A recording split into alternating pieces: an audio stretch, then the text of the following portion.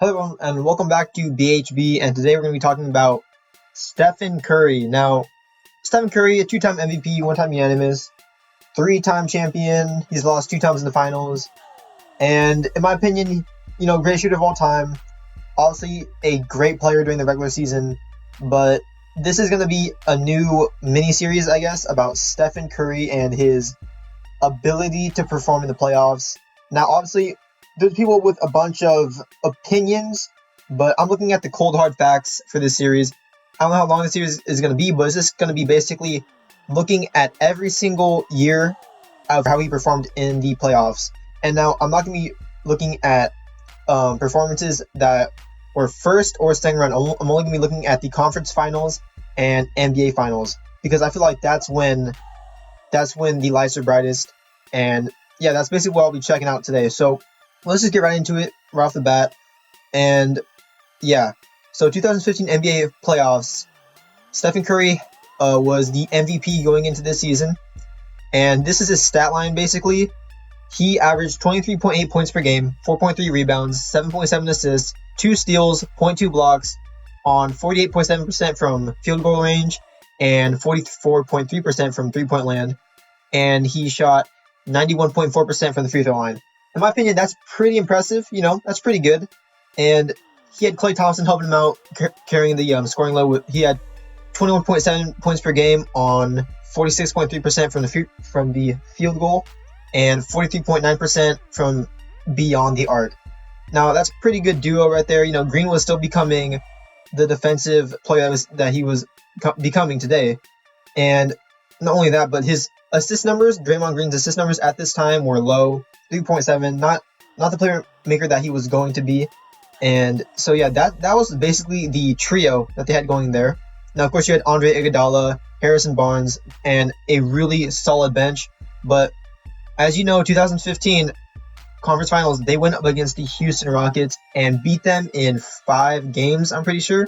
Now, of course, injuries were a huge part in the Warriors playoff run 2015, where they won the championship. And right off the bat, Patrick Beverley was injured the entire series, which meant Jason Terry, who was like 36 or 37 at this point in time. I actually don't know how old he was. I think he was 36 or 37. He basically had to guard Steph Curry for the entire game, and he just got smoked. It honestly wasn't fair. Jason Terry, not much of a defensive player in his career, and especially now that he's like a lot older than the rest of the NBA players, 36, 37, for giving him a matchup where he has to guard Steph Curry it's just not fair. It's not fair. And Steph Curry took full advantage. On 37 minutes per game, he dropped 31.2 points per game, 5.6 assists on 51% for the field goal and 49% from three-point land on 80% from the free throw line. That's really, really impressive. And this series, like, if he always played like this would be amazing, because Klay Thompson, Harrison Barnes, Draymond Green, and Andre Iguodala, they all had really poor performances throughout the series. Thompson only dropped 18 points per game on 41% from the field and 34% from the three-point land. Barnes dropped 5% in his three-point shooting, as he dropped to 35% from the arc, only 40% from the field.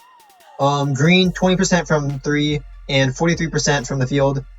Iguodala went from 35% from the 3 to 25% from the 3. That's pretty bad. And Iguodala shot 31.3% from the free throw line.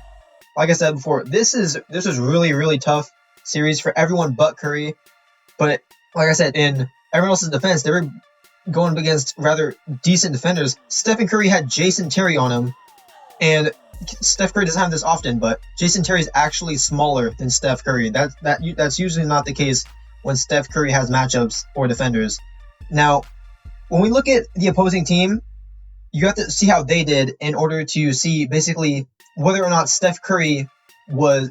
And this is also a question that goes around the NBA. Of course, I think Russell Westbrook made a joke of it, but did the Warriors win or did the Rockets lose? Now, basically what that means is, did the Warriors play good enough to win, or did the Rockets play so poorly that the Rockets lost? Now, of course, if you take it literally, did the Warriors win or the Rockets lose? It's a simple question, And if you look at it at face value, it doesn't make any sense.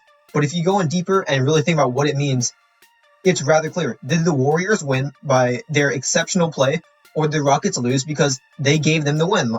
Did the Rockets, shoot poorly? And in my opinion, James Harden during the regular season, of course, him and Curry were the top two in the MVP vote. James Harden increased his points per game average from 27.4 to 28.4. He averaged more rebounds, more assists.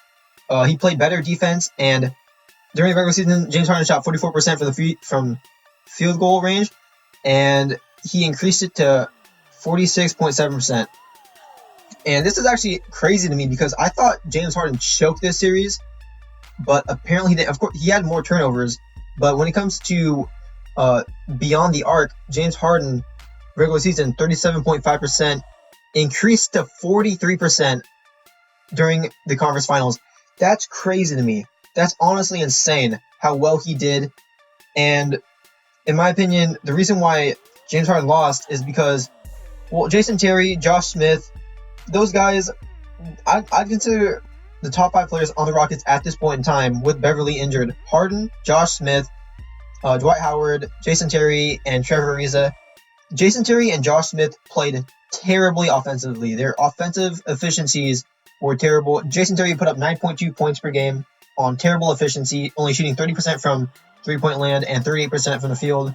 Josh Smith shot 40% from three, but 39% from the field. Rather poor. And in my opinion, I think that Steph Curry just played exceptional this series, and that he was the reason why the Warriors beat the Rockets. Now, like I said, it's different because Patrick Beverly was out. If Patrick Beverly is out, let me tell you this, it's a guarantee that Stephen Curry's numbers drop during the series. He's not averaging over 30 points per game on 49% of the three-point land. In my opinion, if Patrick Beverly isn't injured, this is going 7 games, and it's anyone's game. But in the end, Stephen Curry dropped 31.2 points per game over Jason Terry. That's not as impressive as if he dropped it over Patrick Beverly. Now, when it comes to pressure and whether or not he's a playoff choker, for this series, I'm giving him an A. Because, of course, Patrick Beverly was injured. But still, when Steph Curry was given the opportunity to shine, he did it. He basically shot 51% from the field, 49% from 3, and 8% from the free throw line. That's really, really good. And I feel like there was still a considerable amount of pressure on him due to the fact that Thompson, Barnes, Green, and Iguodala underperformed throughout this series. Now, it wasn't like a huge choking performance by any one of those guys, but basically all their averages dropped, and except Green. I think Green took more shots though. But yeah, I feel like Thompson, Barnes, Green, Iguodala, basically all their performances weren't as good as they were throughout the regular season, which meant Steph Curry had more pressure on him as a result.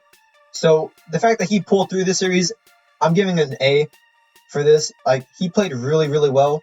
And yeah, that's that. So that's the 2015 conference finals. I think he performed very well in that series, and that he didn't choke whatsoever. Now, moving on. The Warriors versus the Cavaliers. Warriors beat the Cavaliers in 6 games. And this was rather interesting to me because, honestly, when you look at LeBron James, he basically was by himself. We all know that. If you guys watched this series, it was really disappointing because Kyrie Irving got injured game 1. Kevin Love was out for the entire series, and which meant people like Mozgov and Dellavedova had to step up. That was just really sad to see. One of the greatest finals, in my opinion, that never happened because Steph Curry, he exploded this season and he won the MVP, and in my opinion, with Kyrie, James, and Kevin Love coming out of the East, they're looking to win. LeBron's looking to get his 3rd ring at this point, but unfortunately for him, it just never happened. And I honestly wouldn't even count this ring for the Warriors. It's really just not even fair. Because, here, let me just name off the top 5 players for the Cleveland Cavaliers. LeBron James, Timothy Mozgov, J.R. Smith, Matthew Dellavedova, and Tristan Thompson. And then here we go with the Warriors. Stephen Curry, Klay Thompson, Harrison Barnes, Draymond Green, and Andre Iguodala. Guys, come on, let's be honest here. Let's just look at Stephen Curry's averages, though, because of course we're doing this series about him. He played 43 minutes a game. I'm averaging that up from 42.5, but he played 43 minutes a game. Compared to the regular season, that's a 10-minute increase in minutes. And he only scored 26 points per game on 5.2 rebounds, 6.3 assists, 2 steals, on 44% from the field and 39% from 3. In my opinion, that was quite poor. And, like, come on. Like, in my opinion, of course, he had Matthew Dellavedova, of course, a defender that depends, that his value comes much more from defense than offense. So, of course, all he had to do on the only thing his only job on the court was literally stop Steph Curry, and he did a pretty good job. Klay Thompson shot terribly, only shooting 40% from the field, 30% from 3. It was a terrible series for him, 16 points per game. Harrison Barnes, 37% from the field, 42% from 3. That's pretty impressive, the 42%, but his averages also dropped, and he scored under 9 points, which was really, really tough for the Warriors. Now, Draymond Green, he shot terribly as well, 26% from 3, 38% from the field, on 13 points per game, 8.3 rebounds, and 5 assists per game, on 2.2 steals. That is something. Now, let me tell you this. Keep in mind, for Curry, Thompson, Barnes, and Green, this was their first finals ever together. And it was their first finals. So you have to take in the fact that these guys are all rather inexperienced when it comes to the big stage. But the one guy that was ready, that did become prepared, was Andre Iguodala, the finals MVP, who played 37 minutes. In the regular season, he played 27 minutes. So, of course, he also had a huge minute boost this series. And, of course, he also defended LeBron James. Not perfectly, but he kind of stopped him. You know, LeBron James still put up 36 points per game, 13 rebounds, 9 assists. But LeBron James, in the end, only shot 40% from the field on 31% from 3. I mean, hey, Iguodala did very, very well defending LeBron James. So, yeah, in my opinion, Andre Iguodala did deserve this because LeBron James shot 40% from the field, and he still put up 36 points per game. If LeBron James shoots at his normal, 49, 50% from the field range, LeBron's dropping 40 points per game and averaging a near triple-double on these kids. That's crazy. So I do think Andre Iguodala deserved that finals MVP. He shot 52% from the field and 40% from 3. That was better than Steph Curry, Klay Thompson, and Draymond Green. His field goal percentage was better than Curry, Thompson, Barnes, and Green as well. He deserved the MVP in my opinion because what he did offensively and defensively, and the fact that the moment he starting within the game, he literally changed the entire momentum of the series, and they won 3 straight and beat the Cavaliers. Yeah, he did deserve finals MVP here. But Stephen Curry, if you do remember, Game 5, he dropped 37 points, I'm pretty sure, and he hit 2 crazy step-back threes. One was a fadeaway, actually. One was a step-back and one was a fadeaway. And he hit them both over Matthew Dellavedova. And so Steph Curry dropping 37 points per game. Not per game, but 37 points in a pivotal Game 5. I'm pretty sure it was tied 2-2, and if the Warriors lost that game, then they're going back to Cleveland with down 2-3.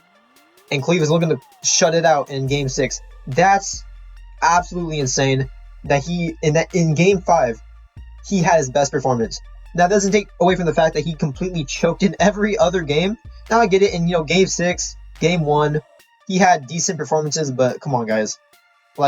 If you go from 24 points per game in the regular season on 44% from the three-point land, and then in the finals you shoot 44% from field goal, and then drop 39% from 3, come on, man. Come on, you gotta do better.